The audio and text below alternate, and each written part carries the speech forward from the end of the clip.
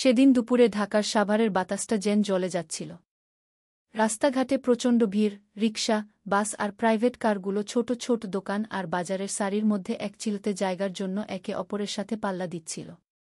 এই কোলাহলের মধ্যেই সাভার বাজারের কাছে রাস্তার ধারে একটি সাদা টয়োটা অ্যালিয়ন গাড়ি এসে থামল। ভেতর থেকে নীল রঙের বোরকা পরা, স্নিগ্ধ চেহারার একজন মহিলা নামলেন। তার নাম ফাতেমা বেগম। এলাকায় তিনি ফাতেমা আপা বা হুজুরাইন নামেই পরিচিত, তার শান্ত ও ধৈর্যশীল স্বভাবের জন্য। তিনি বাড়ির কাছের একটি মাদ্রাসায় পড়ান এবং প্রতিদিন বিকেলে তার বাড়ির বারান্দায় মহিলাদের জন্য একটি ছোট দিনী মজলিসের আয়োজন করেন। কিন্তু সেদিন তার ধৈর্যের বাঁধ ভাঙার উপক্রম হয়েছিল। মাদ্রাসার এতিম বাচ্চাদের জন্য কিছু চালডাল আর প্রয়োজনীয় জিনিস কিনে তিনি যখন ফিরে এলেন, দেখলেন তার গাড়িটি দুজন ট্রাফিক পুলিশ ঘিরে দাঁড়িয়ে আছে। তাদের একজন চোখে কালো চশমা আর মুখে কঠোর ভাব নিয়ে হাত নেড়ে তাকে কাছে আসতে ইশারা করল। গাড়িটা কি আপনার, ম্যাডাম? পুলিশটি জিজ্ঞেস করল। ফাতেমা বেগম বিনয়ের সাথে মাথা নাড়লেন। জি আমার। কোনো সমস্যা হয়েছে স্যার? সমস্যা মানে? আপনি নিষিদ্ধ জায়গায় গাড়ি পার্ক করেছেন। দেখুন, এখানে হলুদ দাগ দেওয়া আছে। আপনার তো এটা জানা উচিত ছিল। ও কথা বলার ভঙ্গিতে একটা রুক্ষতা ছিল। ফাতেমা চারপাশে তাকালেন। হলুদ দাগটা আসলেই ছিল, কিন্তু ধুলোয় ঢেকে গেছে আর রংটাও এতটাই ফ্যাকাশে যে সহজে চোখে পড়ে না। তিনি বুঝতে পারলেন যে তার ভুল হয়েছে, কিন্তু তাকে যেভাবে বলা হলো তা তার কাছে অপমানজনক মনে হল। ওহ, মাফ করবেন স্যার, আমি খেয়াল করিনি। মাদ্রাসার এতিম বাচ্চাদের জন্য কিছু জিনিস কিনতে এসেছিলাম, বেশিক্ষণ লাগেনি, তিনি নরম গলায় বললেন। পুলিশটি শীতল দৃষ্টিতে তার দিকে তাকাল। তাতে কি? ভুল তো ভুলই। আমরা ব্যবস্থা নিতে বাধ্য। আপনার গাড়িটা এখন থানায় নিয়ে যাওয়া হবে। ফাতেমা বেগম চমকে উঠলেন। থানায় নিয়ে যাবেন? আমি তো নিয়ম অনুযায়ী জরিমানা দিতে বা আদালতে যেতে রাজি আছি। গাড়ি জব্দ করার কি দরকার? পুলিশটি তার সঙ্গীর দিকে তাকাল, তারপর একজন ফিসফিস করে বলল, যদি তাড়াতাড়ি ঝামেলা মেটাতে চান তাহলে এখানেই ব্যবস্থা করা যায় ম্যাডাম। তবে হ্যাঁ, সেজন্য সামান্য প্রশাসনিক খরচাপাতি আছে। কি? তার গলার স্বর নরম হয়ে এলেও তার মধ্যে এক ধরনের ইঙ্গিত লুকিয়েছিল। ফাতেমা বেগম চুপ করে রইলেন। তিনি বুঝতে পারছিলেন কথা কোন দিকে যাচ্ছে। প্রশাসনিক খরচ? তিনি নিশ্চিত হওয়ার জন্য জিজ্ঞেস করলেন। জি ম্যাডাম, যাতে আর ঝামেলায় পড়তে না হয়। থানায় গেলে অনেক দেরি হবে। কিন্তু আপনি যদি এখনই মিটিয়ে ফেলতে চান তাহলে শুধু 10,000 টাকা দিলেই হবে। আমাদেরও তো কষ্ট করতে হয়। কি? পুলিশটি এমনভাবে কথাটা বলল যেন এটা খুবই স্বাভাবিক একটা ব্যাপার।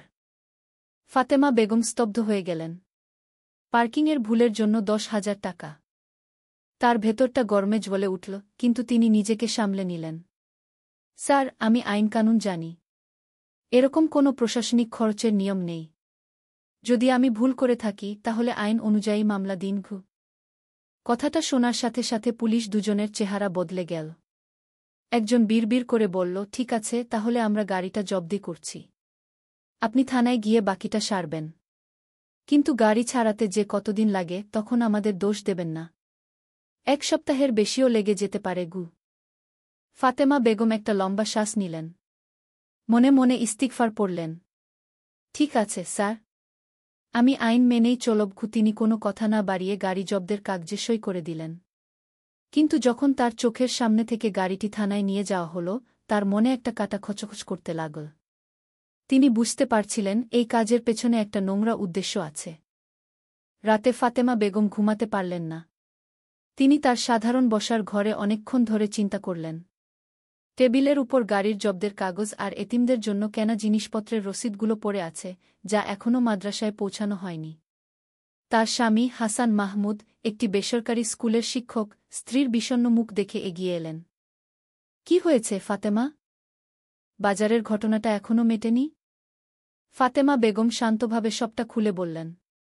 হাসান মাহমুদ মাথা নাড়তে নাড়তে শুনলেন। এটা তো বাড়াবাড়ি। কিন্তু সাবধানে থেকো ফাতেমা। হুট করে রেগে যেও না। এই ধরনের পুলিশরা এসব করে অভ্যস্ত। প্রমাণ ছাড়া ওদের বিরুদ্ধে লাগতে গেলে আমরাই বিপদে পড়ব। কিন্তু এটা অন্যায় হাসান, ফাতেমা উত্তর দিলেন। যদি আমরা এভাবেই ছেড়ে দিই তাহলে ওরা ভাববে সবাইকেই এভাবে ভয় দেখানো যায়। আমি এটা আইনসম্মতভাবেই মোকাবিলা করতে চাই। হাসান মাহমুদ তার স্ত্রীর দিকে তাকালেন। তিনি জানতেন ফাতেমা এমন একজন মানুষ নন যিনি অন্যায় দেখে চুপ করে থাকবেন। ঠিক আছে, কাল আমরা থানায় যাব। আমিও তোমার সাথে থাকব। ফাতেমা বেগম আস্তে করে মাথা নাড়লেন। কিন্তু তার মনের ভেতরে একটা দুঃসংকল্প দানা বাঁধতে শুরু করেছিল। তিনি প্রমাণ করতে চেয়েছিলেন সব সাধারণ মানুষকেই টাকা দিয়ে দাবিয়ে রাখা যায় না। পরদিন সকালে ফাতেমা বেগম ও তার স্বামী সাভার মডেল থানায় পৌঁছালেন। থানাটা খুব বড় না হলেও বেশ ব্যস্ত। প্রাঙ্গণে জব্দ করা কয়েকটি মোটরসাইকেল ও গাড়ি দাঁড় করানো। ফাতেমা একনজোরেই তার সাদা অ্যালিয়ন গাড়িটা চিনতে পারলেন। তারা ভেতরে ঢুকলেন। সেবাকক্ষে কয়েকজন লোক বিভিন্ন জোপত্র নিয়ে ছোটাছুটি করছে। ডেস্কের ওপাশে একজন ইউনিফর্ম পরা অফিসার কম্পিউটারের দিকে তাকিয়েছিলেন, মুখে কোনো অভিব্যক্তি নেই। আসসালামু আলাইকুম স্যার। আমি আমার গাড়িটা নিতে এসেছি যেটা গতকাল জব্দ করা হয়েছে। এই নিন কাগজ। ফাতেমা কাগজটা এগিয়ে দিয়ে বললেন। অফিসারটি কাগজটা একবার দেখে ফাতেমার দিকে তাকালেন। ওহ, সাদা অ্যালিয়ন গাড়ি, তাই না? একটু অপেক্ষা করুন, আমি তদন্তকারী অফিসারকে ডেকে দিচ্ছি। কয়েক মিনিট পর সেই দুজন পুলিশ হাজির হল যারা গতকাল তার গাড়িটি জব্দ করেছিল। তাদের একজন বাঁকা হাসি দিয়ে বলল, ওহ, আপনি তো কালকের ম্যাডাম। কি ব্যাপার? এখন কি ঝামেলা মেটাতে চান, নাকি এখনও আইনের পথে চলার জেদ আছে? ফাতেমা শান্ত রইলেন। আমি শিয়াল নিয়ম মানতেই এসেছি স্যার। দয়া করে আমাকে মামলার কাগজ অথবা প্রয়োজনীয় যা যা নথি আছে দিন। পুলিশটি দীর্ঘশ্বাস ফেল। দেওয়া তো যাবে ম্যাডাম, কিন্তু তাতে প্রক্রিয়াটা অনেক দীর্ঘ হবে। আমাদের বসের সাথে কথা বলতে হবে। তবে আপনি যদি চান গাড়িটা তাড়াতাড়ি ছাড়াতে, তাহলে তো বুঝতেই পারছেন। ফাতেমা তার দিকে তীক্ষ্ণ দৃষ্টিতে তাকালেন। আমি নিয়মের বাইরে 1 টাকাও দেব না। আমি ধনী মানুষ নই স্যার, কিন্তু আমি এ ধরনের অন্যায় কাজেও জড়াব না। ঘরের পরিবেশটা হঠাৎ থমথমে হয়ে গেল। অপেক্ষারত অন্য লোকেরা আর চোখে তাকাতে শুরু করল। অন্য পুলিশ অফিসাররা অস্বস্তিতে পড়ল। যে পুলিশটি কথা বলছিল সে টেবিলে আলতো করে চাপড় মারল। ম্যাডাম, আমাকে আইন শেখাতে আসবেন না। আমি নিজেই আইন প্রয়োগকারী সংস্থার লোক। বেশি বুঝতে যাবেন না। ফাতেমা নির্ভীকভাবে তার দিকে তাকিয়ে রইলেন। আপনি যদি সত্যিই আইন প্রয়োগকারী হতেন, তাহলে কোনো ভিত্তি ছাড়া টাকা চাইতেন না। পুলিশটি রাগে ফোঁস করে উঠল। যথেষ্ট হয়েছে, আমার কথা বলার সময় নেই। আপনার গাড়ি আমাদের হেফাজতেই থাকবে যতক্ষণ না উপর থেকে আদেশ আসে। যদি শুধু তর্ক করতে এসে থাকেন তাহলে বাইরে যান। ফাতেমা ধীরে ধীরে উঠে দাঁড়ালেন, কিন্তু তার মুখটা এবার বদলে গেছে। আগের মতো নরম ভাব আর নেই। তার চোখে আগুন জ্বলছে। ঠিক আছে স্যার, আমি বাইরে যাচ্ছি। কিন্তু এর মানে এই নয় যে আমি হাল ছেড়ে দিয়েছি। তিনি পায়ে থানা থেকে বেরিয়ে গেলেন। তার স্বামী হতবাক হয়ে পেছনে দাঁড়িয়ে রইলেন। হাসান দ্রুত তার পিছু নিলেন। ফাতেমা, কোথায় যাচ্ছ? আমার এক বন্ধুর বাড়ি। ও একজন সাংবাদিক। আমি ওকে সবটা জানাব। ওরা যদি ভেবে থাকে সাধারণ মানুষকে এভাবে চাপ দেওয়া যায়, তাহলে ওরা খুব বড় ভুল করেছে। সেদিন বিকেলে সোশ্যাল মিডিয়ায় খবরটা ছড়িয়ে পড়তে শুরু করল। একটি স্থানীয় নিউজ পোর্টালের অ্যাকাউন্টে ফাতেমা বেগমের একটি ছবি পোস্ট করা হল, যার ক্যাপশনে লেখা ছিল, হয়রানির শিকার মাদ্রাসার শিক্ষিকা, ঘুষ না দেওয়ায় গাড়ি জব্দ। মুহূর্তে কমেন্টের বন্যা বয়ে গেল। অনেকেই জানালেন যে তাদের সাথেও এমন ঘটনা ঘটেছে। ফাতেমা বেগমের নাম থানায়ও আলোচিত হতে শুরু করল। জড়িত পুলিশ দুজন চিন্তিত হয়ে পড়ল। কি হবে এখন? খবরটা তো ভাইরাল হয়ে গেছে স্যার। সবাই নেতিবাচক মন্তব্য করছে, একজন পুলিশ তার ঊর্ধ্বতন কর্মকর্তাকে বলল। তাদের বস ওসি আনোয়ার হোসেন, একজন মধ্যম সারির কর্মকর্তা, শুধু দীর্ঘশ্বাস ফেললেন। আমি তো জানতামই না এই কেসটা কে সামলাচ্ছে। আমরাই স্যার। কিন্তু এটা তো সামান্য ব্যাপার ছিল। তাড়াতাড়ি মিটে যাওয়ার কথা ছিল। সামান্য ব্যাপার? এখন এটা জাতীয় খবরে পরিণত হয়েছে। আনোয়ার হোসেন ধমকে উঠলেন। তোমরা জানো ওই মহিলাকে? এই এলাকার একজন পরিচিত উস্তায়া। তার অনেক ছাত্রছাত্রী, অনেক অনুসারী আছে। যদি সাধারণ মানুষ খেপে যায় তাহলে আমাদেরই বিপদ। পুলিশ দুজন একে অপরের দিকে তাকাল। তাদের মুখ ফ্যাকাশে হয়ে গেছে। এদিকে ফাতেমা তার সাংবাদিক বন্ধু মিনার বাড়িতে বসেছিলেন। তারা একটি স্থানীয় চ্যানেলের খবর দেখছিলেন, যেখানে থানায় ধারণ করা একটি ভিডিও দেখানো হচ্ছিল, যা কোনো একজন নাগরিক রেকর্ড করেছিল। ভিডিওতে ফাতেমাকে শান্ত দেখাচ্ছিল, কিন্তু তার কথাগুলো ছিল আমি শুধু ন্যায় বিচার চাই। পুলিশের কাজ হল রক্ষা করা, ভয় দেখানো নয়। কি তার কণ্ঠস্বর স্পষ্টভাবে শোনা যাচ্ছিল। মিনা তার দিকে মুগ্ধ চোখে তাকাল। তুমি জানো ফাতেমা, অসংখ্য মানুষ তোমাকে সমর্থন করছে। সবখানে পজিটিভ কমেন্ট। কিন্তু তৈরি থেকো, পুলিশও সহজে ছেড়ে দেবে না। ফাতেমা হালকা হাসলেন। আমি ভয় পাই না। আমি কোনো ভুল করিনি। ওরা যদি স্নায়ুযুদ্ধ শুরু করতে চায়, আমি প্রস্তুত। সেদিন রাতে ফাতেমার বাড়ির ফোন বেজে উঠল। তার স্বামী ফোন ধরলেন। তার গলার স্বর নিচু কিন্তু উত্তেজনাপূর্ণ। ফাতেমা, ওসি সাহেব কাল সকালে আসতে চান। বলছেন বিষয়টার মীমাংসা করতে চান। ফাতেমা জানালার বাইরে দূরের দিকে তাকালেন। রাস্তার আলো ম্লান, কিন্তু তার চোখ দুটো আত্মবিশ্বাসে জ্বলজ্বল করছিল। ঠিক আছে, তিনি সংক্ষেপে বললেন। কাল আমরা তাদের মুখোমুখি হব। পরদিন সকালে উস্তায়া ফাতেমা বেগমের বাড়ির পরিবেশ আগের দিনের চেয়ে অনেক শান্ত থাকলেও বাতাসে একটা চাপা উত্তেজনা ছিল। তার স্বামী হাসান মাহমুদ বসার ঘরে বসেছিলেন, তার মুখে চিন্তার ছাপ। ঠান্ডা হয়ে যাওয়া চায়ের কাপের দিকে তিনি তাকিয়েছিলেন। ফাতেমা সাদা ওড়না মাথায় দিয়ে কোনো সাজসজ্জা ছাড়াই আগত অতিথিদের জন্য কফি তৈরি করছিলেন। ওসি সাহেব এবং তার দল আসছে। বাড়ির বাইরে কিছু প্রতিবেশী চুপি চুপি জড়ো হয়েছে। তাদের চোখে মুখে কৌতূহল। ফাতেমার নাম এখন চায়ের দোকান, এলাকার হোয়াটসঅ্যাপ গ্রুপ, এমনকি মসজিদেও আলোচনার বিষয়। আমাদের ফাতেমা আপা পুলিশের অন্যায়ের বিরুদ্ধে লড়ছেন, মোটামুটি এটাই ছিল সবার আলোচনার মূল বিষয়। সকাল ৯টা নাগাদ একটি পুলিশের গাড়ি বাড়ির সামনে এসে থামল। ভেতর থেকে ৩ জন ইউনিফর্ম পরা পুলিশ নাম। তাদের মধ্যে একজন ওসি আনোয়ার হোসেন, যিনি গত রাতে হাসানকে ফোন করেছিলেন। তার হাঁটাচলায় দ্বিধা থাকলেও মুখে একটা বন্ধুত্বপূর্ণ ভাব ফুটিয়ে তোলার চেষ্টা করছিলেন। আসসালামু আলাইকুম ফাতেমা বেগম, তিনি একটি আনুষ্ঠানিক হাসি দিয়ে সম্ভাষণ জানালেন। ওয়ালাইকুমুসসালাম। ভেতরে আসুন স্যার। ফাতেমার উত্তর ছিল মার্জিত কিন্তু কিছুটা শীতল। তারা সেই সাদামাটা বসার ঘরে বসলেন। ফাতেমা সঙ্গে সঙ্গেই বুঝতে পারলেন তারা ক্ষমা চাইতে আসেননি, বরং পরিস্থিতি শান্ত করতে এসেছেন। ওসি আনোয়ার হোসেন নরম সুরে কথা শুরু করলেন। দেখুন ফাতেমা বেগম, আমরা পুলিশ বিভাগের পক্ষ থেকে একটা ছোট ভুল বোঝাবুঝির অবসান ঘটাতে এসেছি। আমরা জানি যে খবরটা যেভাবে ছড়িয়েছে তাতে সাধারণ মানুষ ভুল বুঝতে পারে। আসলে কোনো ঘুষ চাওয়ার ঘটনা ঘটেনি। সম্ভবত মাঠে থাকা আমাদের সদস্যদের সাথে আপনার কিছুটা ভুল বোঝাবুঝি হয়েছে।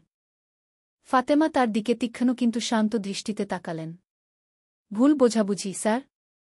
যদি শুধুই ভুল বোঝাবুঝি হবে, তাহলে কেন প্রশাসনিক খরচের নামে ১০,০০০ টাকা চাওয়া হল? আমার প্রতিটি কথা স্পষ্ট মনে আছে। ওসি সাহেব একটা অস্বস্তিকর হাসি দিলেন। আসলে আমাদের সদস্যদের হয়তো সেরকম কোনো উদ্দেশ্য ছিল না। হয়তো মুখ ফসকে বেরিয়ে গেছে। আমরাও তো মানুষ, ভুল তো হতেই পারে। মানুষের ভুল হতেই পারে স্যার। কিন্তু ইউনিফর্মের ক্ষমতার অপব্যবহার করে সাধারণ মানুষকে চাপ দেওয়াটা ভুল নয়, অন্যায়। ফাতেমা দ্রুত উত্তর দিলেন। পরিবেশটা হঠাৎ করেই গম্ভীর হয়ে গেল। হাসান মাহমুদ ঢোক গিললেন, আর অন্য দুজন পুলিশ অফিসার নার্ভাসভাবে একে অপরের দিকে তাকাতে লাগল। কিন্তু ওসি আনোয়ার হোসেন তখনও নিজেকে সামলে রাখার চেষ্টা করছিলেন। তিনি জানতেন যদি তিনি কঠোর হন তাহলে পরিস্থিতি আরও খারাপ হতে পারে। ঠিক আছে ম্যাডাম, তিনি নরমভাবে বললেন। আমরা বিষয়টি অভ্যন্তরীণভাবে তদন্ত করব। কিন্তু আমরা আশা করি আপনি জনগণকে শান্ত করতে সাহায্য করবেন। বাইরের খবরটা অনেক বড় হয়ে গেছে। অনেকেই ভুল বুঝছে। আপনি যদি একটু সাহায্য করেন তাহলে পরিস্থিতি আর ঘোলাটে হবে না। ফাতেমার ভ্রু কুঁচকে গেল। আপনারা কি আমাকে চুপ থাকতে বলছেন? না না, সেরকম নয়। শুধু পরিস্থিতিটা শান্ত করার জন্য। সত্যকে চাপা দিয়ে পরিস্থিতি শান্ত করা। ফাতেমার গলার স্বর এবার কিছুটা চড়া। স্যার, আমি কোনো রাজনৈতিক ব্যক্তি নই। আমি একজন সাধারণ মাদ্রাসার শিক্ষিকা। কিন্তু আমি নিজের মনকে শান্ত করতে পারি না যখন দেখি অন্যায়কে আড়াল করার চেষ্টা করা হচ্ছে। ওসি সাহেব চুপ হয়ে গেলেন। তিনি ভাবতেও পারেননি যে সমাজে এত নরম স্বভাবের বলে পরিচিত এই উস্তায়া এতটা কঠিন হতে পারেন। হাসান মাহমুদ মধ্যস্থতা করার চেষ্টা করলেন।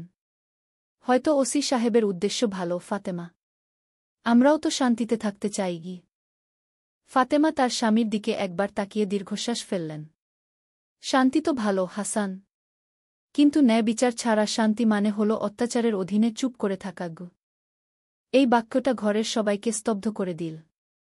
শুধু বাড়ির পেছনের মুরগির ডাক ছাড়া আর কোনো শব্দ শোনা যাচ্ছিল না। ওসি আনোয়ার হোসেন অবশেষে উঠে দাঁড়ালেন। ঠিক আছে, ম্যাডাম। তাহলে আমরা তদন্ত চালিয়ে যাব। কিন্তু আমি আশা করি আপনি সোশ্যাল মিডিয়ায় আর নতুন কোনো পোস্ট দেবেন না। আমরা চাই না পরিস্থিতি আরও উত্তপ্ত হোক। ফাতেমা শুধু সংক্ষেপে মাথা নাড়লেন। করতে পারেন, স্যার। কিন্তু আমারও কথা বলার অধিকার আছে গি। পুলিশরা চলে যাওয়ার পর কয়েকজন প্রতিবেশী এগিয়ে এল। কি হলো ফাতেমা আপা? ওরা কি ক্ষমা চেয়েছে? একজন মহিলা জিজ্ঞেস করলেন। ফাতেমা মৃদু হাসলেন। না ভাবি। কিন্তু ওরা বুঝতে পেরেছে যে সাধারণ মানুষকে আর বোকা বানানো যাবে না গি। বিকেলে আরেকটি ঘটনা পরিস্থিতিকে আরও জটিল করে তুলল। একটি জাতীয় সংবাদমাধ্যমের সাংবাদিকরা ফাতেমার মাদ্রাসায় এলেন। তারা সাক্ষাৎকার নিতে চাইলেন। ফাতেমা বেগম, এটা কি সত্যি যে পুলিশ আপনার কাছে 10,000 টাকা চেয়েছিল? আমরা শুনেছি আপনার কাছে নাকি রেকর্ডিংও আছে, একজন তরুণ রিপোর্টার ক্যামেরা প্রস্তুত করতে করতে জিজ্ঞেস করল। ফাতেমা মাথা নাড়লেন। বাজারের এক দোকানদার ঘটনাটা অজান্তেই রেকর্ড করে ফেলেছিল। সেখানে সব কথা স্পষ্ট শোনা যাচ্ছে। আমি কাউকে অপমান করতে চাই না, কিন্তু সত্যটা সামনে আসা উচিত কি? এই খবরটা আবার ভাইরাল হল। এবার শুধু স্থানীয় সংবাদমাধ্যমে নয়, জাতীয় টেলিভিশনেও দেখানো হল। জাস্টিসা ফরাস্টাড হাফেডিমা হ্যাশট্যাগ সোশ্যাল মিডিয়ায় ট্রেন্ডিং হতে শুরু করল। সমাজের অনেক গণ্যমান্য ব্যক্তি, এমনকি কয়েকজন আইনজীবীও ফাতেমাকে আইনি সহায়তা দেওয়ার প্রস্তাব দিলেন। অন্যদিকে থানায় পরিস্থিতি আরও উত্তপ্ত হয়ে উঠল। জড়িত 2 পুলিশ সদস্যকে সরাসরি জিজ্ঞাসাবাদের জন্য ডাকা হল। ওসি আনোয়ার হোসেন বিরক্ত মুখে পায়চারি করছিলেন। আমি বলেছিলাম মাঠে কোনো ঝামেলা করবে না। এখন এর পরিণাম কি হল? আমাদের থানার নাম খবরে নষ্ট হচ্ছে গি। যে পুলিশটি ফাতেমার সাথে খারাপ ব্যবহার করেছিল সে নিজেকে বাঁচানোর চেষ্টা করল। কিন্তু স্যার, আমরা তো তখন শুধু মজা করছিলাম। আমরা সত্যি সত্যি টাকাটা নিতে চাইনি গি। মজা করছিলে? আনোয়ার হোসেন গর্জে উঠলেন। তোমরা কি জনগণকে বোকা ভেবেছ? এখন তোমাদের ভিডিও সব হোয়াটসঅ্যাপ গ্রুপে ঘুরছে। যদি মজাই করছিলে তাহলে তোমাদের গলার স্বর অত সিরিয়াস ছিল কেন? কেউ উত্তর দেওয়ার সাহস পেল না। আনোয়ার হোসেন দীর্ঘশ্বাস ফেললেন। ঠিক আছে, আমি জেলা পুলিশ সুপারের কাছে রিপোর্ট করছি। এটা এখন আমার নিয়ন্ত্রণের বাইরে। আর তোমরা দুজন অভ্যন্তরীণ তদন্তের জন্য প্রস্তুত হও। 2 দিন পর ফাতেমা ও হাসান জেলা পুলিশ সদর দপ্তর থেকে জবানবন্দি দেওয়ার জন্য একটি আনুষ্ঠানিক চিঠি পেলেন। অনেক গ্রামবাসী তাদের সমর্থন জানাতে সাথে গেল। তারা ছোট ছোট ব্যানার নিয়ে এসেছিল, যাতে লেখা ছিল, আমরা উস্তায়া ফাতেমার সাথে আছি। ফাতেমা যখন জেলা পুলিশ অফিসের সামনে পৌঁছালেন, সাংবাদিকরা অপেক্ষা করছিল। ক্যামেরার ফ্ল্যাশ জ্বলছিল, মাইক্রোফোনের শব্দ হচ্ছিল। কিন্তু ফাতেমা শান্তভাবে হেঁটে গেলেন, মাথা নিচু করে শুধু বিড়বিড় করে বললেন, বিসমিল্লাহ গু। জিজ্ঞাসাবাদ কক্ষে তিনি 3 জন পুলিশ ইন্টারনাল ওভারসাইট পিআইও ইউনিটের কর্মকর্তার সামনে বসলেন। তাদের একজন ফাইল খুললেন। ফাতেমা বেগম, আমরা সব তথ্য নিশ্চিত করতে চাই। আপনি কি প্রথম থেকে সবটা আবার বলতে পারবেন? ফাতেমা ভাবে সবটা ব্যাখ্যা করলেন। বাজারে পার্কিং করা থেকে শুরু করে 2 পুলিশের সাথে দেখা হওয়া এবং 10,000 টাকা চাওয়া পর্যন্ত। তিনি স্পষ্ট ও শান্তভাবে কথা বললেন। একজন কর্মকর্তা তখন সেই নাগরিকের পাঠানো অডিও রেকর্ডিংটি চালালেন। কথোপকথন পরিষ্কার শোনা যাচ্ছিল, যদি তাড়াতাড়ি চান 10,000 টাকা দিন ম্যাডাম। এখনই সব মিটে যাবে গু। ঘরটা নিস্তব্ধ হয়ে গেল। পিআইও কর্মকর্তারা একে অপরের দিকে তাকালেন। আর কোনো কিছুই অস্বীকার করার উপায় ছিল না। ধন্যবাদ ম্যাডাম। এই প্রমাণ যথেষ্ট শক্তিশালী, তাদের একজন বললেন। আমরা পরবর্তী ব্যবস্থা নেব। ফাতেমা মাথা নিচু করলেন। আমি শুধু ন্যায় বিচার চেয়েছি, স্যার। প্রতিশোধ নয় গু। বিকেলে আনুষ্ঠানিক খবর এল। অভিযুক্ত 2 পুলিশ সদস্যকে তদন্তের জন্য সাময়িকভাবে বরখাস্ত করা হয়েছে। ওসি আনোয়ার হোসেন থানার প্রাঙ্গণে একটি সংক্ষিপ্ত প্রেস কনফারেন্স করলেন। পুলিশ বিভাগের পক্ষ থেকে আমাদের 2 সদস্যের নিন্দনীয় আচরণের জন্য আমরা জনগণের কাছে ক্ষমা প্রার্থী। আমরা আইন অনুযায়ী কঠোর ব্যবস্থা নেব, তিনি ক্যামেরার সামনে বললেন। খবরটা দ্রুত ছড়িয়ে পড়ল। অনেকেই স্বস্তির নিঃশ্বাস ফেলল। ফাতেমার গ্রামে সেদিন রাতে মাদ্রাসায় গ্রামবাসীরা একত্রিত হল। তারা ফাতেমার জন্য দোয়া মাহফিলের আয়োজন করল। কিন্তু ফাতেমা নিজে বিজয়ী বোধ করছিলেন না। দোয়া শেষ হওয়ার পর তিনি মাদ্রাসার বারান্দায় বসে আকাশের দিকে তাকিয়েছিলেন। হাসান এক গ্লাস গরম চা নিয়ে এলেন। সবাই তোমার জন্য গর্বিত ফাতেমা, হাসান আস্তে করে বললেন। ফাতেমা মৃদু হাসলেন। আমি শুধু সেটাই করেছি যা যে কোনো মানুষের করা উচিত গে। কিন্তু সবাই সাহস করে উঠতে পারে না গে। ফাতেমা সে রাতে সাভারের পরিষ্কার আকাশের তারাগুলোর দিকে তাকালেন। যদি আমরা চুপ করে থাকি হাসান, তাহলে আমাদের সন্তানেরা একটা মিথ্যার জগতে বড় হবে। আমি শুধু চেয়েছি ওরা জানুক যে সততা এখনও টিকে আছে গু। হাসান তার স্ত্রীর হাত ধরলেন। নীরবে তিনি জানতেন যে ফাতেমার সংগ্রাম এখনও শেষ হয়নি। কিন্তু সেদিন রাতে বাজারের ঘটনার পর প্রথমবারের মতো ফাতেমা মন খুলে হাসতে পারলেন।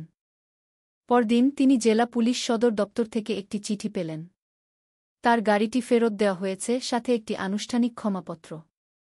পুলিশ ক্ষতিপূরণও দিতে চেয়েছিল, কিন্তু ফাতেমা তা প্রত্যাখ্যান করলেন। টাকা দিয়ে নষ্ট হওয়া বিশ্বাস ফিরিয়ে আনা যায় না স্যার, তিনি চিঠি নিয়ে আসা কর্মকর্তাকে দুভাবে বললেন। ন্যায় বিচারই যথেষ্ট। আর সেদিন থেকে উস্তায়া ফাতেমা বেগমের নাম এলাকাবাসীর কাছে দিতার প্রতীক হয়ে উঠল। তার দিনী মজলিসে তিনি প্রায়ই বলতেন, কখনো কখনো সত্য বড় মানুষের কাছ থেকে আসে না, বরং এমন একটি হৃদয় থেকে আসে যা অন্যায়ের কাছে মাথা নত করতে চায় না গি। পুলিশের ক্ষমা চাওয়ার খবর ছড়িয়ে পড়ার পরের দিনগুলোতেও উস্তায়া ফাতেমা বেগমের নাম সোশ্যাল মিডিয়ার টাইমলাইনে ছেয়েছিল। অনেকেই তাকে সাহসী ও সৎ ব্যক্তিত্ব হিসেবে প্রশংসা করছিলেন। কিন্তু এমন মানুষের সংখ্যাও কম ছিল না, যারা তাকে বিভিন্ন অভিযোগে আক্রমণ করতে শুরু করেছিল। সবকিছু শুরু হয়েছিল একটি বেনামি সোশ্যাল মিডিয়া অ্যাকাউন্ট থেকে, যার নাম ছিল দেশের ভেতরের কথা। সেই অ্যাকাউন্ট থেকে লেখা হয়েছিল, উস্তায়া ফাতেমা বেগম কি সত্যিই ভুক্তভোগী, নাকি জনপ্রিয়তার জন্য ইচ্ছাকৃতভাবে পুলিশকে উস্কানি দিয়েছেন? আমাদের সূত্র বলছে তার এই কর্মকাণ্ডের পেছনে রাজনৈতিক উদ্দেশ্য রয়েছে গি। পোস্টটির সাথে এতিমদের জন্য আয়োজিত একটি অনুষ্ঠানে ফাতেমার সাথে এলাকার কিছু গণ্যমান্য ব্যক্তির ছবি জুড়ে দেওয়া হয়েছিল। মুহূর্তের মধ্যে কমেন্ট বক্সে অভিযোগের ঝড় উঠল। ওহ, তাহলে শুধু প্রচার পাওয়ার জন্য এত নাটক। আমি তো আগেই জানতাম হয়তো নির্বাচনে দাঁড়ানোর ধান্দা গু। ফাতেমা বেদনাহত হৃদয়ে সবকিছু পড়ছিলেন। তিনি বসার ঘরে বসেছিলেন, কাপা হাতে ফোনের স্ক্রিনের দিকে তাকিয়ে। হাসান কাছে এসে বুঝতে পারলেন কিছু একটা ঘটেছে। আবার কি হলো ফাতেমা? ফাতেমা ফোনটা এগিয়ে দিলেন। দেখো হাসান, ওরা বলছে আমার রাজনৈতিক উদ্দেশ্য আছে। আমি তো এইটা বুঝিই না গি। হাসান দ্রুত লেখাগুলো পড়লেন, তারপর দীর্ঘশ্বাস ফেললেন। এটাই ভার্চুয়াল জগতের নিয়ম ফাতেমা। যদি ওরা সত্য দিয়ে তোমাকে হারাতে না পারে, তাহলে ওরা অপবাদ ব্যবহার করবে গ। ফাতেমা চোখ বন্ধ করে প্রায় বেরিয়ে আসা কান্নাটা আটকানোর চেষ্টা করলেন। আমি তো শুধু সত্যের পক্ষে দাঁড়াতে চেয়েছিলাম। কিন্তু কেন মনে হচ্ছে লড়াইটা আরও কঠিন হয়ে যাচ্ছে হাসান? কারণ সত্যকে সবসময় পরীক্ষার মুখোমুখি হতে হয়, হাসান নরমভাবে উত্তর দিলেন। ভয় পেও না, আমাদের মনটা কেবল আল্লাহই জানেন গু। কিন্তু ঝড় থামেনি। দুদিন পর একটি অনলাইন নিউজ পোর্টাল আরও তীক্ষ্ণ ভাষায় একটি প্রতিবেদন প্রকাশ করল। পুলিশকে চ্যালেঞ্জকারী মাদ্রাসার শিক্ষিকা অতীতে অস্পষ্ট উৎস থেকে অনুদান পেয়েছিলেন। খবরটি বেনামি সূত্রের বরাত দিয়ে লেখা হয়েছিল, কিন্তু শিরোনামটিই ফাতেমার খ্যাতিকে নাড়িয়ে দেওয়ার জন্য যথেষ্ট ছিল। মাদ্রাসার ছাত্রছাত্রীদের মধ্যে কানাঘুষা শুরু হল। কয়েকজন অভিভাবক ফোন করে খবরের সত্যতা জানতে চাইলেন। ফাতেমা আপা, আমি আপনাকে বিশ্বাস করি, কিন্তু এলাকার হোয়াটসঅ্যাপ গ্রুপে অনেকেই এটা নিয়ে কথা বলছে আগের অনুদানের হিসাব নাকি ঠিকমতো দেওয়া হয়নি, একজন অভিভাবক ফোনে জিজ্ঞেস করলেন। ফাতেমা দীর্ঘশ্বাস নিলেন। সমস্ত আর্থিক হিসাব মাদ্রাসার নোটিশ বোর্ডে দেওয়া আছে ভাবি। আপনারা যে কোনো সময় দেখতে পারেন। আমরা কখনো কিছু গোপন করিনি গি। ফোনটা রাখার পর ফাতেমা চিন্তায় ডুবে গেলেন। হাসান, ওরা এবার মাদ্রাসাটাকেও আক্রমণ করতে শুরু করেছে, তিনি আস্তে করে বললেন। হাসান তার স্ত্রীর দিকে তাকালেন। ওরা সত্যকে ভয় পায় ফাতেমা। কারণ তুমি ওদের লজ্জায় ফেলে দিয়েছ। সেদিন বিকেলে ফাতেমাকে কৈফিয়ত দেওয়ার জন্য জেলা ধর্ম বিষয়ক মন্ত্রণালয়ের অফিসে ডাকা হল। তিনি হাসানের সাথে একটি সাধারণ কালো বোরকা আর ধূসর হিজাব পরে সেখানে গেলেন। মিটিং রুমে ৩ জন কর্মকর্তা তার জন্য অপেক্ষা করছিলেন। ধন্যবাদ ফাতেমা বেগম, আসার জন্য। তাদের একজন, জনাব রিজওয়ান, শীতল গলায় বললেন। আমরা শুধু নিশ্চিত করতে চাই যে আপনার মাদ্রাসা ও অনুদানের কার্যক্রম কোনো নির্দিষ্ট রাজনৈতিক দলের সাথে সম্পর্কিত নয়। এটা শুধু প্রশাসনিক কারণে কি? ফাতেমা বিনয়ের সাথে মাথা নাড়লেন। ঠিক আছে স্যার। আমাদের সব কার্যক্রম সম্পূর্ণ সামাজিক। কোনো রাজনৈতিক পৃষ্ঠপোষক বা অন্য কোনো পক্ষের তহবিল নেই। সব অনুদান আসে মুসলি এবং এলাকাবাসীর কাছ থেকে। জনাব রিজওয়ান তার দিকে অনেকক্ষণ তাকিয়ে রইলেন। আমরা জানি ম্যাডাম। কিন্তু আপনি এখন জাতীয়ভাবে পরিচিত একটি মুখ। অনেক পক্ষই আপনার দিকে নজর রাখছে, তাই আমাদেরও সতর্ক থাকতে হবে। আমি বুঝতে পারছি স্যার। কিন্তু যদি সতর্কতার মানে হয় আমাকে অন্যায়ের বিরুদ্ধে চুপ থাকতে হবে, তাহলে আমি তা পারব না। আমি নিজের কাছে প্রতিজ্ঞা করেছি, যতদিন বেঁচে থাকব সত্য কথা বলতে ভয় পাব না। ঘরটা নিস্তব্ধ হয়ে গেল। কর্মকর্তারা একে অপরের দিকে তাকালেন, তাদের চোখে বিস্ময় এবং অস্বস্তি দুটোই ছিল। অবশেষে তাদের একজন সংক্ষিপ্তভাবে মিটিং শেষ করলেন। ঠিক আছে ম্যাডাম। আমরা আপনার বিরুদ্ধে কোনো অনিয়ম খুঁজে পাইনি। আশা করি আপনি এই পরীক্ষায় ধৈর্য ধারণ করবেন। সেখান থেকে ফেরার পথে ফাতেমা কিছুক্ষণ একটা মসজিদে থামলেন। তিনি এক কোণায় বসে জায়নামাজের দিকে তাকিয়ে নীরবে কাঁদলেন। ইয়া আল্লাহ, যদি এটা সত্য প্রতিষ্ঠার জন্য তোমারই পথ হয়, তাহলে আমাকে শক্তি দাও। কিন্তু যদি এটা আমার অহংকারের জন্য পরীক্ষা হয়, তাহলে আমাকে ক্ষমা করো। তার দোয়া ছিল ফিসফিসানির মতো। তিনি যখন সিজদা থেকে উঠলেন, একজন বয়স্ক মহিলা তার কাছে এলেন। উস্তায়া ফাতেমা, আমি শুধু বলতে এসেছি, ভয় পাবেন না। আমরা এই গ্রামের সবাই আপনাকে বিশ্বাস করি। বাইরের মানুষের কথায় কান দেবেন না। ফাতেমা সেই মহিলার ছলছল চোখের দিকে তাকালেন। ধন্যবাদ খালা। এই কথাগুলো আমার খুব দরকার ছিল। খারাপ মানুষ অল্পই থাকে মা। ভালো মানুষ অনেক বেশি, কিন্তু ভালোরা প্রায় চুপ করে থাকে। তাই তুমি কথা বলতে থেকো, যাতে আমরা যারা চুপ থাকি তারাও সাহস পাই। এই কথাগুলো শুনে ফাতেমার মন শ্রদ্ধায় নত হল। তিনি মনে মনে বুঝলেন, এই লড়াইটা আর গাড়ি বা পুলিশের মধ্যে সীমাবদ্ধ নেই। এটা এখন ক্ষমতার দ্বারা চুপ করিয়ে দেওয়া সাধারণ মানুষের আত্মসম্মানের লড়াইয়ে পরিণত হয়েছে। রাতে ফাতেমা একটি জাতীয় টেলিভিশন চ্যানেল থেকে ফোন পেলেন। ফাতেমা বেগম, আমরা আগামী সপ্তাহে আমাদের জনতার কণ্ঠ অনুষ্ঠানে আপনাকে আমন্ত্রণ জানাতে চাই। আলোচনার বিষয় হল ক্ষমতার অপব্যবহারের বিরুদ্ধে সাধারণ নাগরিকের সাহসিকতা। ফাতেমা এক মুহূর্তের জন্য দ্বিধায় পড়লেন। হাসান তার দিকে মৃদু হাসি দিয়ে তাকালেন। যাও ফাতেমা, যা সত্যি তাই বলবে। কিন্তু রাগ দেখিয়ে নয়, তোমার শান্ত স্বভাবটাই ফুটিয়ে তুলবে। ওটাই তোমার শক্তি। 1 সপ্তাহ পর ফাতেমা সেই অনুষ্ঠানে উপস্থিত হলেন। টেলিভিশন স্টুডিও দর্শকে পরিপূর্ণ।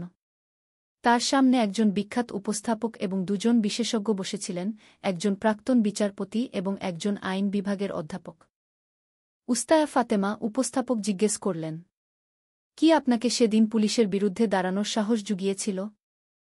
ফাতেমা শান্তভাবে ক্যামেরার দিকে তাকালেন। কারণ যদি আইন শুধু ক্ষমতাবানদের জন্য হয়, তাহলে আমাদের মতো সাধারণ মানুষকে কে রক্ষা করবে? আমি শুধু চেয়েছিলাম পুলিশ তাদের ইউনিফর্মের মতোই সৎ হোক। স্টুডিওতে নিস্তব্ধতা নেমে এল। তারপর দর্শকদের মধ্য থেকে দীর্ঘ করতালির শব্দ শোনা গেল। কিন্তু অনুষ্ঠানটি প্রচারিত হওয়ার পর আবারও চাপ আসতে শুরু করল। কয়েকটি বেনামি অ্যাকাউন্ট অভিযোগ করল যে ফাতেমা ব্যক্তিগত অনুদান খোলার জন্য সহানুভূতি অর্জনের চেষ্টা করছেন। অথচ তিনি 1 টাকাও কারো কাছে চাননি। এক রাতে হাসান দেখলেন তার স্ত্রী বারান্দায় ক্লান্ত মুখে বসে আছেন। হাসান, আমি ক্লান্ত মনে হচ্ছে বাতাসের বিরুদ্ধে লড়ছি। আমি একবার সত্য কথা বললে 1000টা মানুষ আমাকে গালি দিতে প্রস্তুত। হাসান তার পাশে বসলেন। কিন্তু ফাতেমা, অনেকেই নির্বে তোমার কারণে বদলে যাচ্ছে। মাদ্রাসার বাচ্চাদের দেখো, ওরা এখন আরও বেশি প্রশ্ন করতে শিখেছে, আরও সচেতন হয়েছে। তুমি ওদের মনে একটা ছোট প্রদীপ জ্বালিয়ে দিয়েছ। ফাতেমা মৃদু হাসলেন। মাঝে মাঝে ভয় হয় হাসান। এই আগুনটা নিভে যাবে না তো, বা আমাকেই পুড়িয়ে ফেলবে না তো? যদি সেই আগুন সত্যের হয় ফাতেমা, তাহলে তা পোড়াবে না, তা আলোকিত করবে ঘি। ফাতেমা রাতের আকাশের দিকে তাকালেন। অর্ধেক চাঁদ গাছের উপর ঝুলে আছে। তাহলে আমি সেই ছোট প্রদীপ হয়েই থাকতে চাই, তিনি আস্তে করে বললেন। কয়েক সপ্তাহ পর পুলিশি তদন্তের ফলাফল প্রকাশিত হল। অভিযুক্ত 2 পুলিশ সদস্যকে আনুষ্ঠানিকভাবে চাকরি থেকে বরখাস্ত করা হল। সাংবাদিকদের সামনে সেই আদেশ পাঠ করে শোনানো হল। ওসি আনোয়ার হোসেন কণ্ঠে একটি আনুষ্ঠানিক বিবৃতি দিলেন। আমরা দেখাতে চাই যে পুলিশ বিভাগ কোনো ধরনের অনিয়ম সহ্য করবে না। আমরা সেইসব নাগরিকদের ধন্যবাদ জানাই যারা সাহসের সাথে অভিযোগ করেছেন, বিশেষ করে ফাতেমা বেগমকে ঘি। ফাতেমা বাড়ি থেকে খবরটা দেখছিলেন। তার মুখে কোনো উল্লাস বা সন্তুষ্টির ভাব ছিল না। তিনি শুধু শান্তভাবে টেলিভিশনের পর্দার দিকে তাকিয়ে মাথা নত করলেন। হাসান তার স্ত্রীর দিকে তাকিয়ে জিজ্ঞেস করলেন, চুপ করে আছো কেন ফাতেমা? এটা তো তোমার জয়। ফাতেমা নরমভাবে হাসলেন। এটা জয় নয় হাসান। এটা আমার জন্য, ওদের জন্য, আর সবার জন্য একটা শিক্ষা। তিনি উঠে দাঁড়ালেন, জায়নামাজ হাতে নিলেন এবং বাড়ির পেছনের ছোট নামাজ ঘরে চলে গেলেন। নামাজ শুরু করার আগে তিনি ফিসফিস করে বললেন, ইয়া আল্লাহ, এই ছোট সত্যের জন্য আমার মনে যেন অহংকার না আসে। আমাকে বিনিয়ে রেখো যাতে তোমার মহত্বই প্রকাশিত হয়। পরদিন ফাতেমা যথারীতি মাদ্রাসায় পড়াতে গেলেন। বাচ্চারা তাকে আনন্দের সাথে স্বাগত জানাল। একটা ছোট ছাত্র দৌড়ে এসে তাকে জড়িয়ে ধরল। উস্তায়া, আমি বাবাকে বলেছি বড় হয়ে আমি পুলিশ হব। কিন্তু আপনার বলা সেই সৎ পুলিশ ক? ফাতেমা হেসে ছেলেটির মাথায় হাত বোলালেন। এটাই তো সত্যিকারের স্বপ্ন বাবা ঘি। বাইরে রোদ নরমভাবে ছিল। সকালের বাতাস এক নতুন প্রশান্তি নিয়ে এসেছে। যদিও পৃথিবী তাকে অপবাদ ও চাপে নাড়িয়ে দিয়েছিল, ফাতেমা একটা জিনিস জানতেন, আন্তরিকতা সবসময় নিজের পথ খুঁজে নেয়। 2 মাস কেটে গেছে, উস্তায়া ফাতেমা বেগমের নাম টেলিভিশন আর সোশ্যাল মিডিয়ার পর্দা থেকে ধীরে ধীরে মিলিয়ে গেছে। জীবন আবার স্বাভাবিক ছন্দে ফিরেছে। তার মাদ্রাসা শিশুদের হাসিতে মুখরিত। গ্রামের মানুষ আর সেই ঘটনা নিয়ে তর্ক করে না, আর ফাতেমাও কোনো রকম ঝামেলা ছাড়াই তার দিনী মজলিসের জন্য পড়াশোনা করতে পারছেন। কিন্তু এই শান্ত পরিবেশের আড়ালে একটা নতুন অনুভূতির জন্ম হয়েছে, সমাজের পক্ষ থেকে এক গভীর সম্মান। মানুষ এখন তার বাড়িতে শুধু ধর্ম শিখতে আসে না, সততা, সাহস আর ধৈর্যের বিষয়ে পরামর্শ নিতেও আসে। সেদিন সকালে ফাতেমা মাদ্রাসার বারান্দায় বসে ছাত্রছাত্রীদের খাতা দেখছিলেন। গত রাতের বৃষ্টির পর ভেজা মাটির গন্ধ নিয়ে একটা ঠান্ডা বাতাস বইছিল। হাসান এক প্লেট কলা ভাজা নিয়ে এলেন। ফাতেমা, তিনি হাসি মুখে বললেন, পুলিশের লোক এসেছে ঘি। ফাতেমা লেখা থামালেন। পুলিশ? হাসান মাথা নাড়লেন। হ্যাঁ, তবে আগের কেউ নয়। নতুন এসপি সাহেব এসেছেন। বলছেন সরাসরি দেখা করতে চান। কয়েক মিনিট পর এসপি রহমান চৌধুরী এলেন, যিনি সম্প্রতি এই অঞ্চলে দায়িত্ব পেয়েছেন। তার মুখে বন্ধুত্বপূর্ণ হাসি, যা সাধারণত সরকারি কর্মকর্তাদের মধ্যে দেখা যায় না। তিনি কোনো গাড়ির বহর নিয়ে আসেননি, সাথে শুধু একজন সদস্য আর একজন ড্রাইভার। আসসালামু আলাইকুম ফাতেমা বেগম, তিনি বিনয়ের সাথে হাত মিলিয়ে সম্ভাষণ জানালেন। ওয়ালাইকুমুসসালাম। বসুন স্যার। ফাতেমা উত্তর দিলেন। তারা সেই সাধারণ বসার ঘরে কথা বলতে লাগলেন। এসপি রহমান সরাসরি আসল কথায় এলেন। আমি জানি অতীতে আপনার সাথে কি ঘটেছে। আমি সব ফাইল পড়েছি এবং আপনার সাক্ষাৎকারও দেখেছি। একজন পুলিশ হিসেবে আমি লজ্জিত। কিন্তু একজন মানুষ হিসেবে আমি আপনার কাছ থেকে অনেক কিছু শিখেছি। ফাতেমা মৃদু হাসলেন। আমি কাউকে লজ্জিত করতে চাইনি স্যার। আমি শুধু চেয়েছিলাম জনগণ যেন প্রশাসনকে আবার বিশ্বাস করতে পারে। আমার উদ্দেশ্যও সেটাই ম্যাডাম, রহমান চৌধুরী দুভাবে বললেন। কারণ বিশ্বাসই আমাদের ভিত্তি। যদি সেটাই হারিয়ে যায় তাহলে এই ইউনিফর্মটা শুধুই এক টুকরো কাপড়। ফাতেমা তার দিকে অনেকক্ষণ তাকিয়ে রইলেন। তাহলে ছোট ছোট বিষয় থেকে শুরু করুন স্যার। জনগণের অভিযোগকে বিরক্তি হিসেবে দেখবেন না। কখনো কখনো ওরা শুধু চায় কেউ ওদের কথা শুনুক। রহমান চৌধুরী গভীরভাবে মাথা নাড়লেন। আমি কথা দিচ্ছি ম্যাডাম। আমরা একটা নতুন কর্মসূচি শুরু করব, পুলিশ শুনবে জনগণের কথা। আপনি যদি চান তাহলে আমাদের পরামর্শ দিয়ে সাহায্য করতে পারেন গু। ফাতেমা অবাক হলেন, কিন্তু তার মুখে আনন্দের ছাপ ফুটে উঠল। যদি উদ্দেশ্য ভালো হয় আমি আমার সাধ্যমতো সাহায্য করব। কয়েক সপ্তাহ পর সেই কর্মসূচি আনুষ্ঠানিকভাবে শুরু হল। পুলিশ ছোট ছোট গ্রামে ঘুরে ঘুরে সাধারণ মানুষের অভিযোগ শুনতে লাগল, কোনো ইউনিফর্মের জাঁকজমক ছাড়া, কোনো আনুষ্ঠানিকতা ছাড়াই। তারা গ্রামের মোড়ে, চায়ের দোকানে, এমনকি ফাতেমার মাদ্রাসার প্রাঙ্গণেও বসত। ফাতেমা সেই সব গ্রামবাসীদের সাথে পুলিশের সংযোগ স্থাপনে সাহায্য করতে লাগলেন, যারা অভিযোগ জানাতে ভয় পেত। তাকে আর পুলিশের শত্রু হিসেবে দেখা হতো না, বরং সমাজ ও প্রশাসনের মধ্যে একটি সেতু হিসেবে সম্মান করা হতো। একদিন বিকেলে একটি কমিউনিটি মিটিংয়ের পর এসপি রহমান বললেন, আপনি জানেন, আমি বুঝতে পেরেছি যে মাঠ পর্যায়ের অনেক পুলিশ সদস্য জনগণের সাথে দূরত্ব থাকার কারণে পথ হারিয়ে ফেলেছিল।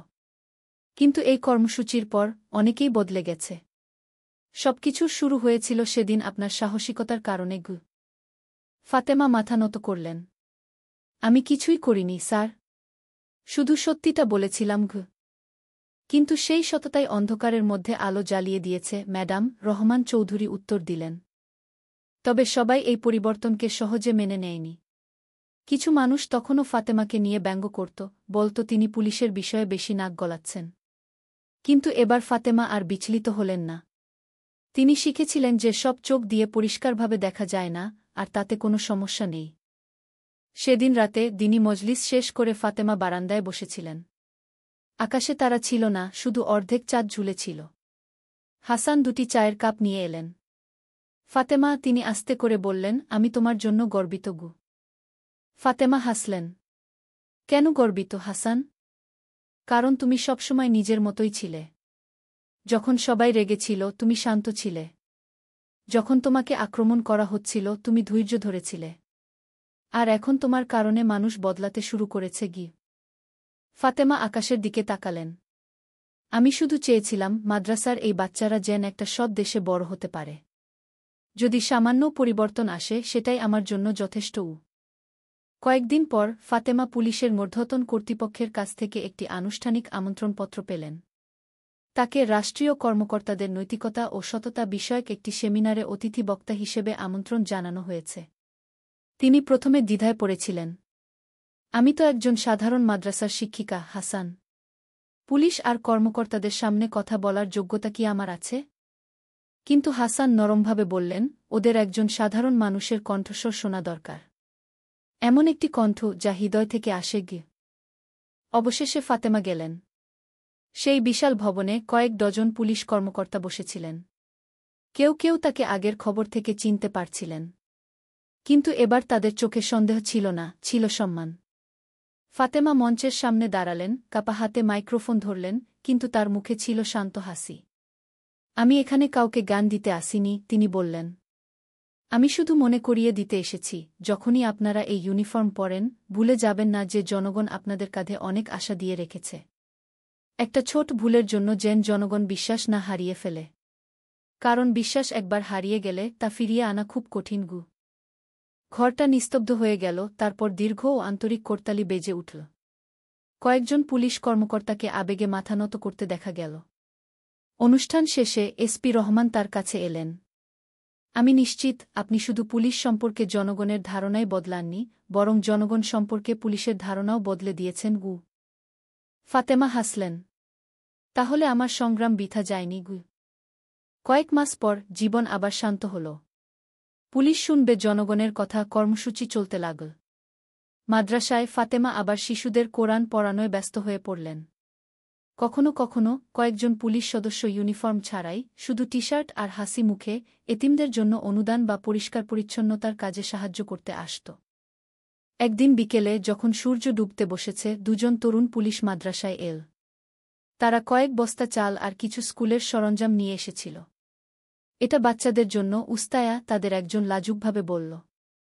ফাতেমা উষ্ণ হাসি দিয়ে তাদের দিকে তাকালেন। ধন্যবাদ বাবা। তোমরা পুলিশ হিসেবে আসনি, ভাই হিসেবে এসেছ। তাদের একজন ফিসফিস করে বলল, আমরা আগে লজ্জিত ছিলাম ম্যাডাম। কিন্তু এখন আমরা এই পরিবর্তনের অংশ হতে পেরে গর্বিত। ফাতেমা শুধু তাদের কাঁধে আলতো করে চাপড় দিলেন। আমার জন্য গর্বিত হয়েও না। গর্বিত হও কারণ তোমরা সঠিক পথ বেছে নিয়েছ। রাতে ফাতেমা ও হাসান বাড়ির পেছনের উঠোনে বসেছিলেন। রাতের ঠান্ডা বাতাস বেলি ফুলের গন্ধ নিয়ে আসছিল। হাসান ফাতেমা আস্তে করে বললেন, মাঝে মাঝে এখনও ভয় হয় যদি আগের মতো ঘটনা আবার ঘটে।